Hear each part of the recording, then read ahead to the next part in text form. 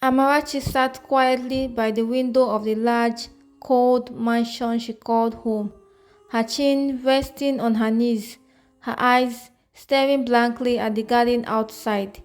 She was 18, but her heart felt much older. There was no joy in her gaze, no sparkle in her brown eyes, just silent pain and quiet endurance.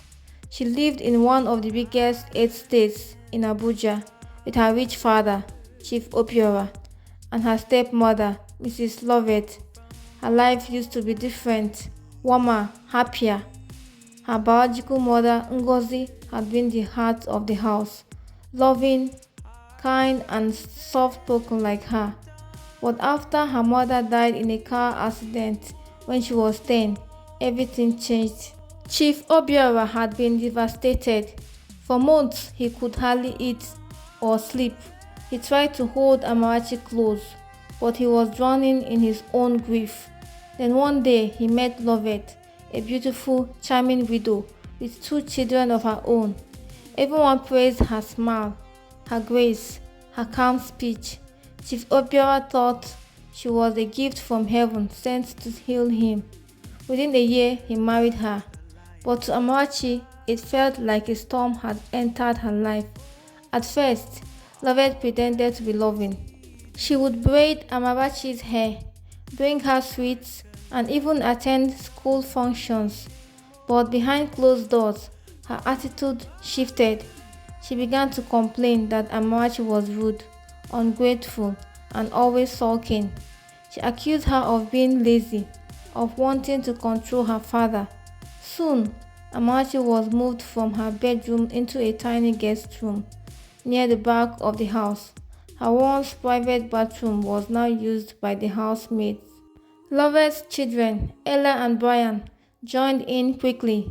Ella, older by just a year, treated Amarachi like a maid. She would spill juice and call Amarachi to clean it up.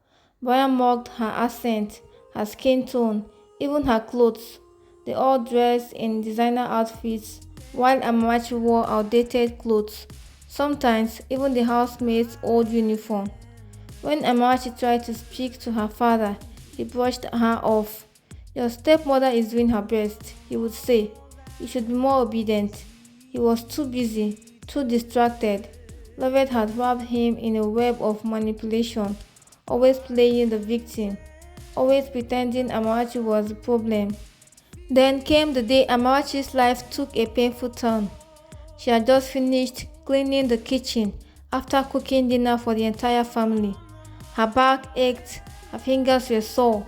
As she carried the empty plates to the sink, she passed by her father's study and heard raised voices. "She doesn't deserve anything, Obiora. You know the way she looks at me, always with hatred," Lovett cried. "You're sure about this?" Chief Obiora asked, his voice uncertain. "Yes, I've done my best to love that girl, but she's cold, disrespectful, and ungrateful. Look at how she talks to Ella. I'm afraid of what she'll do when you're gone. Do you want to leave your wealth in the hands of someone who resents your wife and family?" There was silence. Amarachi stood frozen, her heart thudding like a drum in her chest. "Okay," her father finally said. "I'll call the lawyer tomorrow." Tears spilled down Amarachi's cheeks. She clutched the wall for support. Her own father was removing her from his will, just like that. The next day, she pretended not to know anything, but she cried herself to sleep, heartbroken beyond words. Things got worse. She was suddenly withdrawn from her university with claims that she had been caught cheating, a lie cooked up by Lovett. Her phone was taken. She couldn't call her friends. Her emails were blocked. She was trapped. One day, while dusting Lovett's bedroom, something she was forced to do daily, Amarachi stumbled upon a small, dusty box under the bed. Curiosity got the better of her. Inside it, she found something that made her hands tremble. Her late mother's old diary. Lovett must have taken it after the funeral. Amarachi quickly hid the book under her wrapper and rushed back to her room. Late that night, using a small flashlight she hid under her pillow.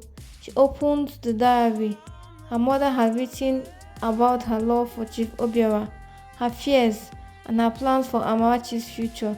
Then one entry caught Amarachi's attention. If anything happens to me, I pray Obiora never falls into the trap of Lovett. She's not who she pretends to be. I've seen the way she looks at him. I have no proof, but I don't trust her. Amarachi's fingers trembled. Her mother had sensed it too, long before any of this happened. She read on, finding pages filled with prayers for Amarachi, dreams for her education, her future, and a letter her mother had never delivered to her father, warning him about Lovett's interest in his wealth and ambition to take control. Now she had something. She had her mother's words, but that was not enough. One morning, while Lovett was away and Ella and Brian were at a friend's party, Amarachi went to visit Auntie Vivian, her late mother's best friend, who lived quietly in a small apartment in the outskirts of the city. It had been years since they saw each other, but the woman cried when Amarachi arrived, frail and broken. Amarachi shared everything: the abuse, the betrayal, the will. Vivian was shocked, but not surprised. I warned your father, she whispered, but he wouldn't listen. Together they made a plan. Vivian connected Amarachi with a lawyer, a kind elderly man who had once worked with Chief Obiora. The man agreed to help her, but told her to stay silent for now. A few weeks later, Amarachi stood quietly in the corner during a family gathering organized by Lovett. She watched as her father laughed and chatted, completely unaware of the storm about to hit. Then the lawyer arrived. He had come on official business. Chief Obiora welcomed him warmly. I just need you to sign this final copy of the revised will, the lawyer said, handing over the document. Lovett leaned in with a smile, but before the pen touched the paper, the lawyer added, "Oh, one more thing. We found evidence that your wife manipulated you into disinheriting your own biological daughter. Here, read this." He pulled out a typed copy of the diary pages, along with a printed transcript of voice recordings Amarachi had secretly taken over the past weeks. The room fell silent. Lovett's face turned pale. Chief Obiora's hand shook as he read his late wife's words, his eyes widening with every sentence. Amarachi stood still, tears in her eyes. Then her father looked up at her, shame and pain written across his face. "Amarachi, my daughter, what have I done?" Lovett began to cry, deny, scream, but it was too late. Chief Obiora ordered her and her children to leave the house immediately. The next day, he reinstated Amarachi into his will, gave her full access to her education, and apologized to her publicly at a family meeting. It didn't erase the years of pain, but it was a start. And as Amarachi returned to school with her head held high, her mother's diary in her bag, and a new strength in her heart, she knew one thing for sure: she would never let anyone silence her again. Life slowly began to change for Amarachi, though the wounds left behind by years of cruelty didn't heal overnight. Her father, Chief Obiora, became quieter after the truth was revealed. Guilt weighed heavy on him. He started making efforts to reconnect, but Amarachi had built a wall around her heart. She spoke to him politely, respectfully, but distantly. Still, she accepted the scholarship he gave her. She returned to university, now living on her own in a modest apartment not too far from campus. Chief Obiora had offered to move her back into the mansion, but Amarachi politely declined. She needed space. She needed to rebuild herself from the broken pieces. At school, she kept a low profile, often working alone, her books always close to her chest, but something about her had changed. Her eyes still held pain, but they also carried quiet determination. She no longer bowed her head in shame. She walked tall, she studied hard, often late into the night, pushing herself to graduate with distinction. She wanted to succeed. not out of revenge, but to prove to herself that she was worthy, even if her family had once made her feel worthless. Meanwhile, Lovelle's downfall began swiftly. News of her manipulation leaked into social circles. Friends who once praised her beauty and grace now whispered behind her back. Some openly cut ties with her. Ella and Brian were forced to transfer schools. They hated Amarachi even more, but there was nothing they could do. Their comfortable life was over. Lovett tried to plead with Chief Obiora, but the damage was done. He filed for divorce. Amarachi stayed away from it all. She didn't care about Lovett's shame or Ella's anger. Her focus was her future. But healing wasn't just about leaving the past behind. It was also about facing it. One Sunday afternoon, Amarachi visited her mother's grave. "I found your diary, Mom," she whispered. "I know you tried to protect me, even after death. Thank you. I miss you. I wish you were here to see me now." Tears ran down her face, but she wasn't broken this time. She was letting go. From that day on, Amarachi started to open up more. She joined a support group on campus. Young women who had been through abuse, trauma, and family rejection. She listened, she shared, and cried with them. Her voice, once silenced in her father's house, now spoke words of encouragement to others. One day, after a particularly moving session, a girl named Miriam approached her.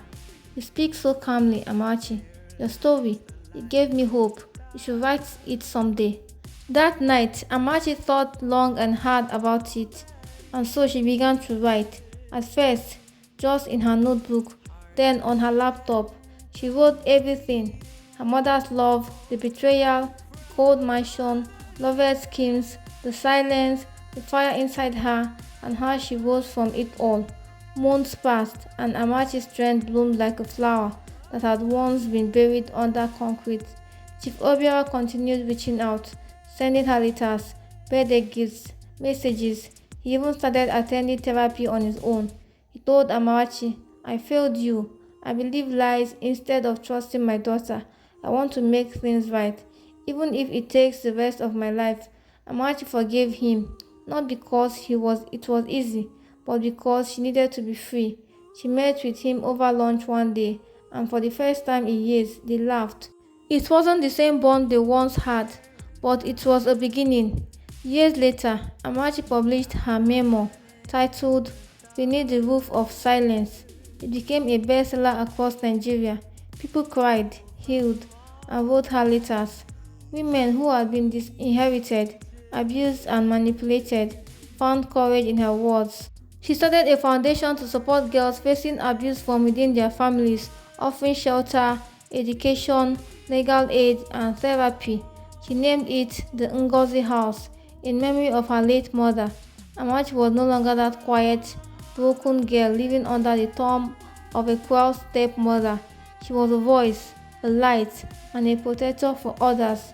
And though scars remained, they no longer brought her shame. They were proof of survival.